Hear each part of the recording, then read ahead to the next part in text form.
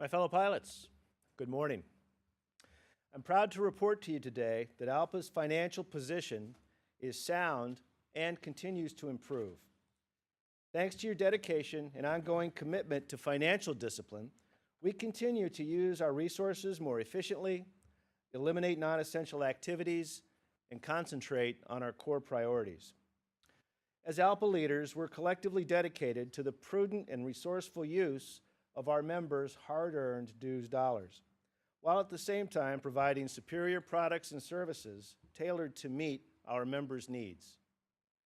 Combine these two strategic components with our improving fiscal performance, and I believe it's time for us to take on new challenges. It's time for us to reinvest in our future. This reinvestment is essential to the long-term health and welfare of the association and our members, and will focus on two specific areas. The first encompasses recapitalizing our strategic funds. These are the supplemental finances periodically allocated to provide pilot groups with the extra leverage they need to prevail in contract negotiations and other industry challenges. The second involves infrastructure improvements. Specifically, we need to renovate our data storage systems and the structures that maintain them. But before we delve into the details, let's take a moment to look at ALPA's recent financial performance and the groundwork that we've laid to keep this association in the black. A review of ALPA's preliminary consolidated income reveals that our organization ended 2014 with a surplus of $6.2 million on $139 million in revenue.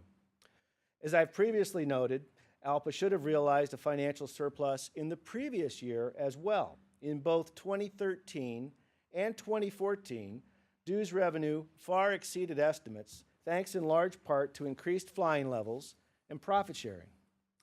But the settlement associated with the Brady lawsuit skewed the association's financial figures for 2013.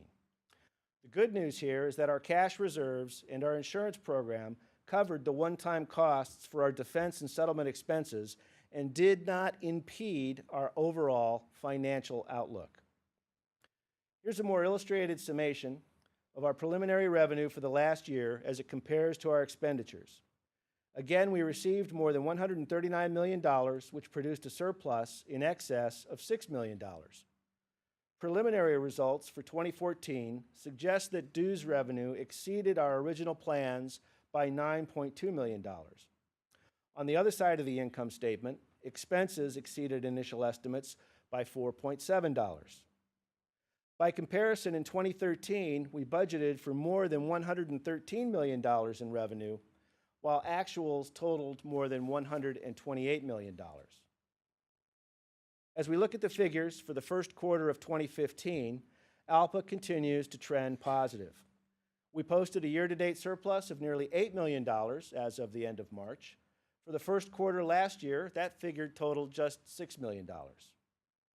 The association's liquidity has also expanded. As of March 1st, the association held $16 million in cash, up nearly $10 million since our cash levels from 2008. Again, we see the breakout of consolidated revenue versus expenses. This time, for the first quarter of 2015, year-to-date dues revenue totaled $37.2 million, compared to $34 million for the same period last year. That's a 9% increase overall.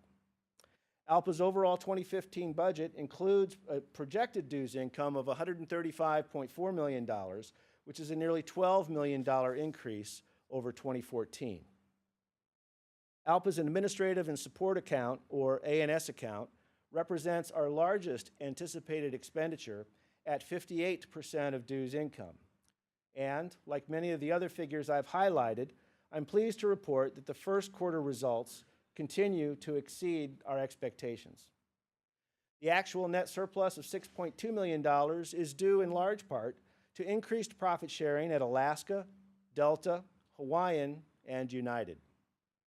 The A&S account provides funding for ALPA's national committees, for BOD and presidential committees, and governing body meetings, as well as a broad range of benefits and services from ALPA's toolbox. And once again, these services, as you know, are available to your MEC at no additional charge. A quick look at ALPA's consolidated operating income performance for the past 6 years reinforces the constructive trend that we've been talking about.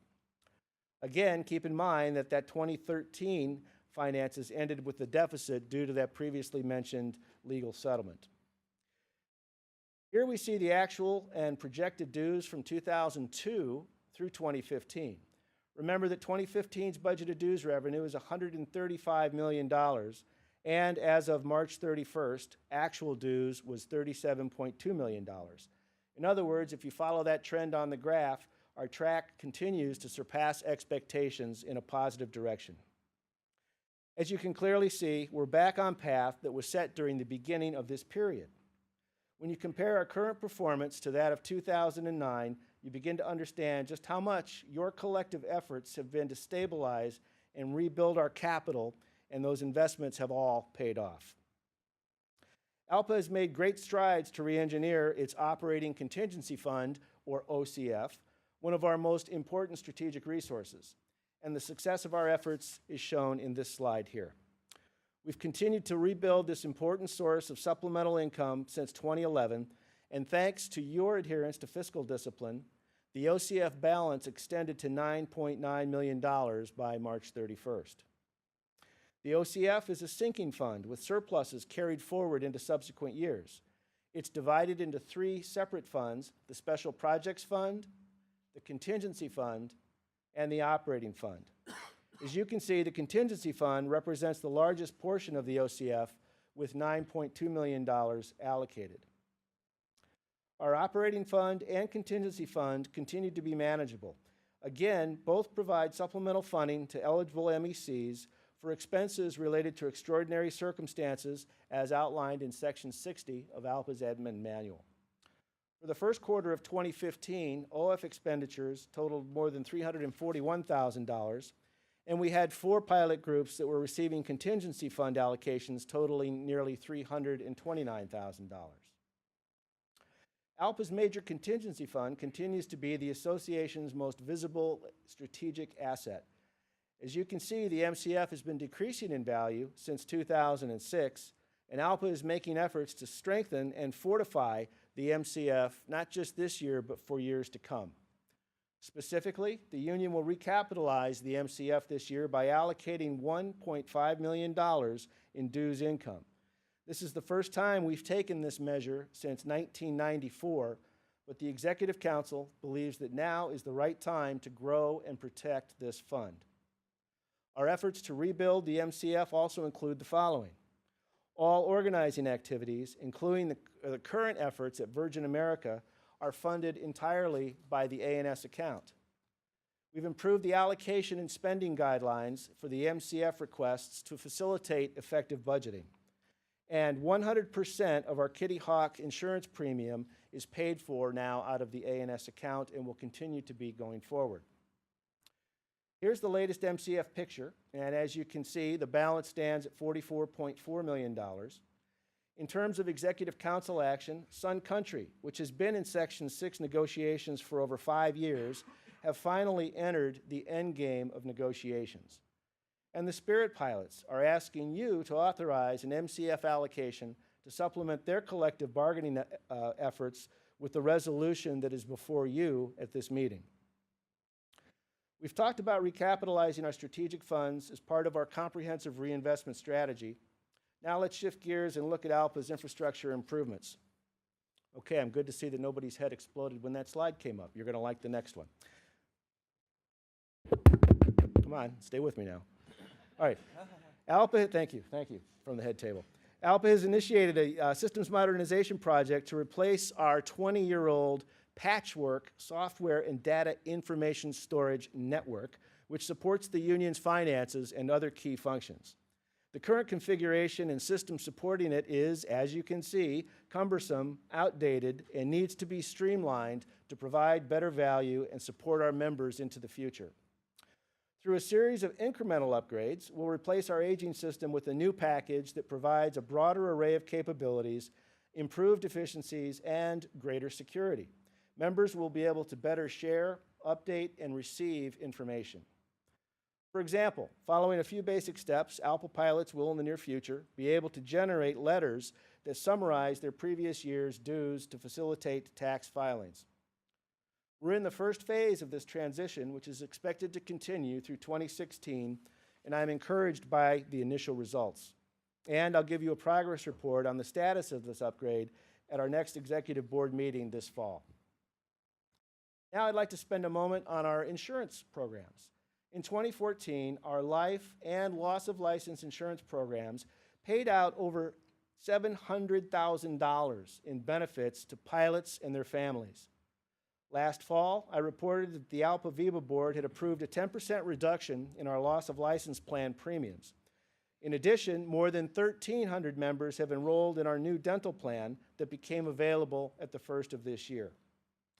Looking ahead, we're launching competitive critical illness and supplemental accident programs as we continue to look for enhancements to plan designs and potential areas for further premium reductions in our existing plans. These programs bring real benefits to our pilots and their families, and they add value to being a member of the Airline Pilots Association International. As you know, the association is transitioning from its traditional AT&T cell phone plan to a system that allows eligible volunteers to select their own providers and then seek reimbursement for the expenses that they accrue. Per policy, there is a $75 limit, which, if exceeded, requires a receipt for reimbursement.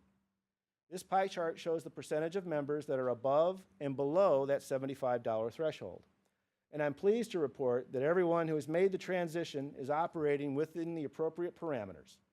77% of our members submit up to the $75 limit, while 23% submit above the limit with the appropriate receipt. Now, we talked earlier about the MCF performance, and I want to talk now a little bit about the MCF Review Committee, which was created by the President at the direction of the Board of Directors. We are diligently looking at what will be required moving forward to maintain and cultivate this strategic asset. On this slide, I've outlined the committee's structure, function, and tasking. As noted, the group will provide an interim report at this meeting in Delegate Committee 2, with a final report due to the Executive Board this fall. Also established by the President at the direction of the BOD is the Special Dues and Services Review Committee. As you all know, the dues rate stands at 1.9%, but there have been discussions about lowering that rate further.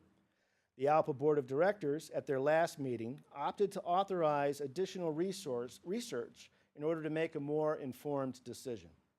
We'll discuss the status of that in Delegate Committee 2 later at this meeting, when we will detail the interim report of the committee. And briefly, the Executive Council has received a report on the OCF's operating fund funding model, which was also done at the direction of the Board of Directors. In 2014, of the 10 MECs that requested OF grants, the model fit for 7. Per policy, the OF funding model will continue to be reviewed on an annual basis as part of the Executive Council's budgetary process. In closing, you're welcome. In closing, I want to congratulate our ALPA negotiators, our negotiators from Unit 1 and the entire Unit 1 membership, which represents our professional staff, for conducting a positive and expedient conclusion to their latest round of contract negotiations. I also want to thank everyone who helped make the March Secretary-Treasurer's Conference an amazing success. We had an excellent turnout, and this was a great opportunity to prepare our latest class of financial stewards for the important work that they are now performing. ALPA's Secretary-Treasurers are just some of the many individuals responsible for ALPA's improving financial performance. Thanks to their fiscal discipline and yours, ALPA's pilots are in the strongest financial position they've been in years. With sound financial planning and appropriate amount of fiscal restraint, ALPA will have the resources it needs to meet future challenges and remain the voice of professional airline pilots for many years to come. Thank you.